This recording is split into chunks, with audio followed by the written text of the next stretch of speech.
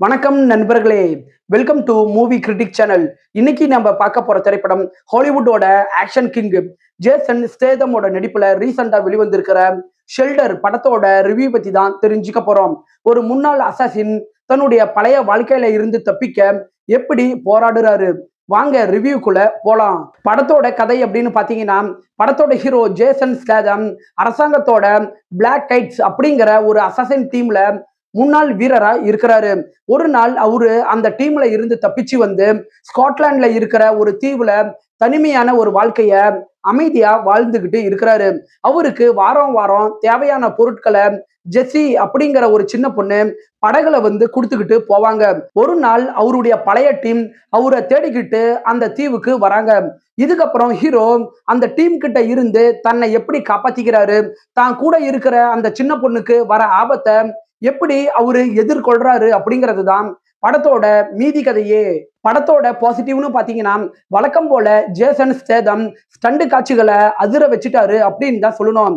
வயசானாலும் அவருடைய கம்பீரம் மற்றும் வேடிக்கை இல்லாத ஆக்ஷன் படத்துக்கு பெரிய பலமா இருக்குது.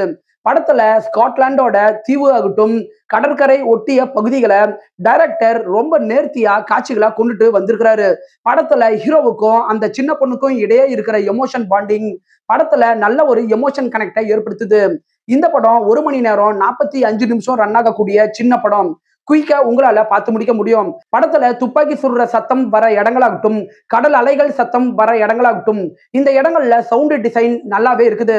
வழக்கமா ஜேசன் ஸ்டேதம் படங்கள்ல எப்படி சண்டை காட்சிகள் சூப்பரா இருக்குமோ, அதே மாதிரி இந்த படத்துலயும் சண்டை காட்சிகள் சூப்பராகவே இருக்கு. படத்தோட குறைகள் அப்படின்னு பாத்தீங்கன்னா, படம் ஆரம்பிச்ச 30 நிமிஷம் வரைக்குமே ஹீரோவோட தனிமையான வாழ்க்கை எப்படி இருக்குது அப்படின்னு காட்டியிருப்பாங்க. அதை கொஞ்சம் லென்த்தா எடுத்துக்கிட்டாங்களோ அப்படிங்கிற ஒரு ஃபீல் வரதா செய்யுது. படத்தோட கதையை பத்தி சொல்லணும்னா, ஹீரோ ஒரு முன்னாள் அசசினா இருக்கிறாரு. அவரை தேடி பழைய எதிரிகள் வர ஆரம்பிக்கிறாங்க அப்படிங்கிற ஜான்விக் பட கதை பாணியில தான் இந்த படம் மூவ் ஆகுது. சோ கதைக்களம் ஒரு பழக்கப்பட்ட ஒரு உணர்வை தான் ஏற்படுத்துது. படத்துல வில்லனோட கதாபாத்திரம் அந்த அளவுக்கு பெரிய வலுவாவே இல்ல. படத்தோட கிளைமேக்ஸ சீக்கிரமா முடிச்சுட்டாங்களோ அப்படிங்கிற ஒரு ஃபீல் வரதான் செய்யுது. ஓவராலா இந்த படம் ஒரு ஒன் டைம் வாட்ச் தான். 10க்கு 6.5 ரேட்டிங் கொடுக்கலாம். விருப்பப்படுறவங்க பாருங்க. படத்துல ரத்தம் தெரிக்கிற காட்சிகள் இருக்குது. சோ ஃபேமிலியோட பாக்குறதுக்கு முன்னாடி யோசிச்சுக்கோங்க. இந்த படம் தமிழ் டப்பிங்ல கிடையாது, இங்கிலீஷ்ல மட்டும் தான் இருக்கு. அதை நான் தெளிவா சொல்லிடுறேன். என்னுடைய ரிவ்யூ உங்களுக்கு பிடிச்சதுன்னா மறக்காம லைக் பண்ணி சப்ஸ்கிரைப் பண்ணுங்க. நான் அடுத்து போடக்கூடிய வீடியோஸ் மற்றும் ஷார்ட்ஸ் உங்களுக்கு உடனே வரும். உங்களுடைய கருத்துக்களை கமெண்ட்ல பதிவிட மறந்துடாதீங்க. நாம வேற ஒரு வீடியோல சந்திக்கலாம். அது வரைக்கும் நன்றி, வணக்கம்.